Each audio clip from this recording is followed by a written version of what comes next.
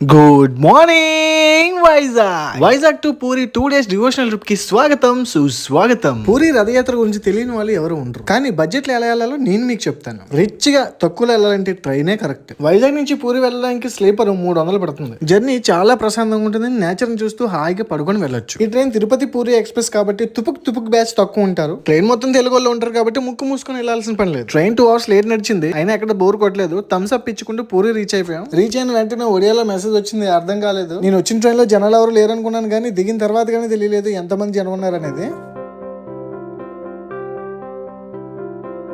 Railway station నుంచి temple కి 150 రూపాయలకి ఆటో అయితే మాట్లాడుకున్నాం. ఆటో ఎక్కక ముందే మాట్లాడుకున్నాం. కిలోమీటర్ దూరంలో హోటల్స్ ఏమైనా ఉంటే చూపించమని. ఓకే అన్నాడు, కానీ 3 kilometers దూరంలో చూపించాడు. నో చెప్పాం. వెంటనే ఆటో 150 కాదు 200 అన్నాడు. అదేంటండి అని అడిగితే ఇది వ్యాపారం అన్నాడు. 50 రూపాయలు పెద్ద విషయం కాదు, కానీ మీ వల్ల ఊరికి చెడ్డ పేరు వస్తుందంటే సారీ చెప్పాడు, కానీ మళ్ళీ చివరికి 200 తీసుకున్నాడు. దిగిన వెంటనే నోట్లో పాన్ వేసుకుని ప్యాకెట్ రాయలు దర్శనం ఇచ్చారు. ఇక్కడ ట్విస్ట్ ఏంటంటే పక్కనే పోలీసులు కూడా ఉన్నారు. తప్పుగా అర్థం చేసుకోకుండా మన వీడియోలో ప్లస్ మైనస్ 2 ఉంటాయి. సుదీర్ఘ ప్రయాణం తర్వాత టెంపుల్ చూడగా ఒక తెలియని ఉత్సాహం ఆనందం అయితే వచ్చింది. టెంపుల్ వ్యూ బాగుండాలని ఒక మంచి హోటల్ అయితే సెలెక్ట్ చేసుకున్నాం. వ్యూ అయితే అదిరిపోతుంది. విజువల్స్ మీకోసం.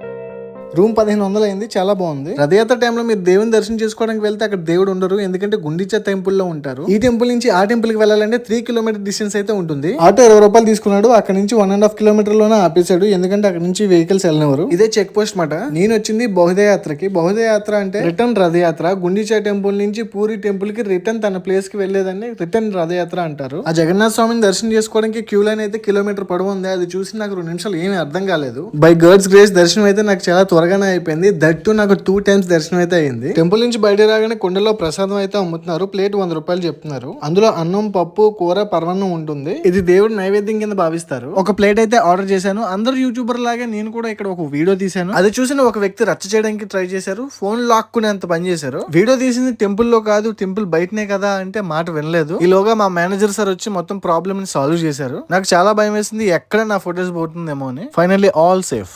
బయటకు వచ్చి రథాన్ని చూడగానే ఒక్కసారి గూస్ బంప్స్ అయితే వచ్చాయి. లైఫ్ లో ఒక్కసారైనా పూరి టెంపుల్ అయితే ఖచ్చితంగా విజిట్ చేయాలి. దేవుడు ఉన్నాడు అనడానికి నిజస్వరూపం ఈ ఒక టెంపుల్. సంవత్సరానికి ఒక్కసారి జరిగే ఈ జగన్నాథ రథయాత్ర మొత్తం 9 రోజులు అయితే ఉంటుంది. ప్రతి 12 లేదా 19 సంవత్సరాలకి ఒకసారి కృష్ణుడు గుండెని ఒక జగన్నాథ స్వామి విగ్రహం నుంచి మరో జగన్నాథ స్వామి విగ్రహంలోకి మారుస్తారు. కళ్ళకు గంతలు కట్టుకొని మరి. అలా బ్రహ్మ పదార్థాన్ని మార్చే క్రమంలో కళ్ళు తెరిచి చూడడానికి ట్రై చేస్తే కళ్ళు పోతాయని చెప్తారు. ఇంకో రియల్ ఇన్సిడెంట్ ఏంటంటే ఇలా మార్చే క్రమంలో ఆ హార్ట్ బీట్ ని కూడా ఫీల్ అయ్యామని చెప్తారు. ఈ వేడుకను నబకలబరా అని పిలుస్తారు. నెక్స్ట్ 2034లో ఈ వేడుక అయితే జరుగుతుంది. నిజంగా ఇక్కడ రావడం నేను చాలా అదృష్టంగా ఫీల్ అవుతున్నాను.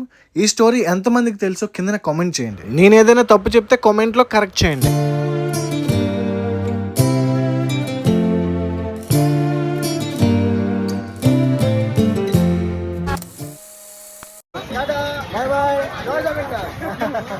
రిటర్న్ టెంపుల్ కి అయితే రీచ్ అయిపోయాం. డే 2 ప్లాన్ కోసం ముందుగా ఆటో అయితే మనం బుక్ చేసుకుంటున్నాం.